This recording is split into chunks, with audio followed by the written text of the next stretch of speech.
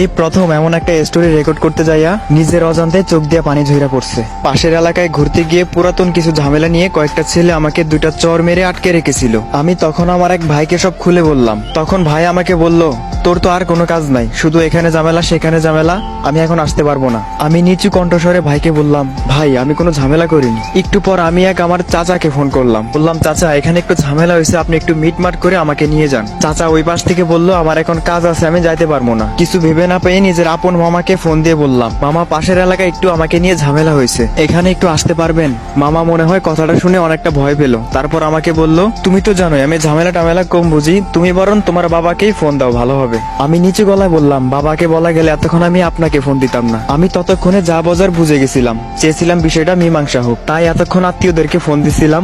আর দেখলাম তারা কি করলো। আর আমাকে যারা আটকিয়ে রেখেছে ওদের মধ্যে একটা ছেলে হেসে বলল, আজ তোরে এখান থেকে কেউ নিতে আসবে না, তোর আজ কি অবস্থা করবো বুঝে না একবার। আমি তাদের কথা শুনে মুচকি হেসে আমার কিছু পাগলা বন্ধুদের ফোন দিলাম। ওই পাশ থেকে ফোন ধরে বন্ধু হ্যালো বলতেই আমি হালকা গলায় বললাম, পাশের এলাকায় কিছু ছেলে আমাকে আটকিয়ে রেখেছে প্রায় 20 মিনিট ধরে, তুই কোথায়, তোরা কি একটু আসতে পারবি? আমি এই কথাগুলো বলতেই আমার বন্ধু আমার উপর অনেকটা রেগে গেল। আমারে বলল, তুই ঠিক আছিস কিনা বল, আমরা আসতেছি। আমি মুচকি হেসে ফোনটা রেখে দিলাম। তার ঠিক 20 মিনিট পর ওদের এলাকাতেই ওদের হসপিটালে পাঠানোর ব্যবস্থা করে দিলাম। এখন ওদের এলাকাতেই আমরা বন্ধুরা হাঁটতেছি। আমার বন্ধু আমার উপর রাগ করে বলতেছে, তোরে নাকি আটকায় রাখছে 20 মিনিট ধইরা, আর তুই আমাকে ফোন দিতে এত লেট করলি কেন? আমি হালকা হেসে দিয়ে বললাম, পরে শুনিস।